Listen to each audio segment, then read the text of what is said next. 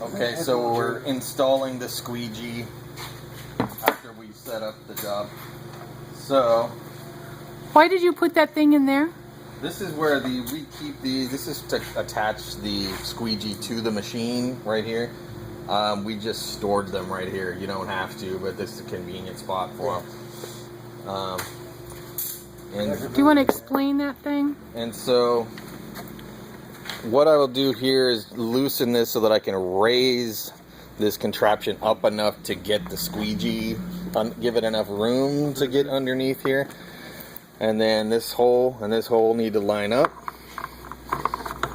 Yeah, it doesn't matter which of this goes in the front, which in the back. Well, it depends on, this red side is hard. I just happen to know it's a higher durometer or whatever. And so it'll depend on what your job is and what you're printing. If it's, let's say this is just black ink, you can just use the hard side. And let me just interject on that. You can change the squeegee. Yeah, you can change these out. Yeah. Yeah, like, so if you want a softer squeegee or you want a hard. What was I going to say? You can just change your blade back. Yeah. What was I going to say? Is the front always the flood and the back the print? The back is the flood. The back is the flood, and the front it'll do this way, and then it'll flip this way and go that way. Correct. It prints going backward from you. So, okay, the back is the flood and the front's the print. Correct. Yeah. Okay. So I think you need to tell us a little more about what you're doing there. So now what I'm doing is I'm lowering this so that I've got the squeegee so that it's making contact with the screen. If I kept it here, it's never going to touch. So there's three knobs. Let me ask you this: once you put the squeegees on, do you just leave them on? Only time you take them off after every job. Yeah, I take them off after each. When I'm done with the job, I'll take them all off, clean them, just like I'm clean. You just go clean the screen, clean the squeegees. Oh no, that's a stupid question. I don't know why I asked that. Because you gotta clean it. It'd be just like manual. It'd be just like manual. Yeah, it would be way too hard to clean while it's on. Yeah, never mind. I don't even know. I don't know what I was thinking. You know I have that on recording, right? Yeah. Okay, so I've got this where I want it.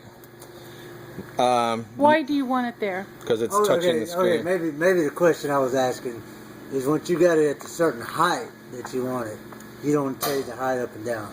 No. Well, not for this one, not for this particular job. Once I've got it set, that's where I would keep it, yeah. But for the next job, I might need to adjust it depending on how tense the screen is. Maybe it's a little squishier. Yeah. But generally, they're going to be about at the same spot. Or maybe you're printing some light. Do you adjust the height after you put the screen on, or do you adjust the height on a regular pallet? Without a shirt. I usually do it after I get the screen in. That way you can feel where it's But you still might adjust it once you, like, say you print your t-shirts and now you've got some heavy sweatshirts you're going to print. You might want to adjust it then.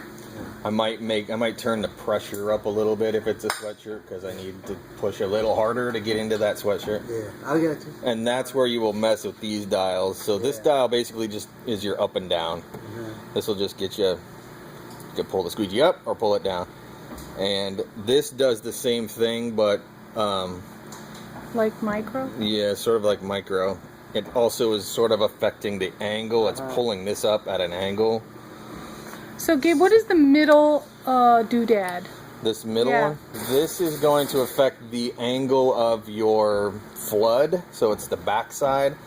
So if you adjust this, if it's too high, it's going to flood it with a bunch of ink.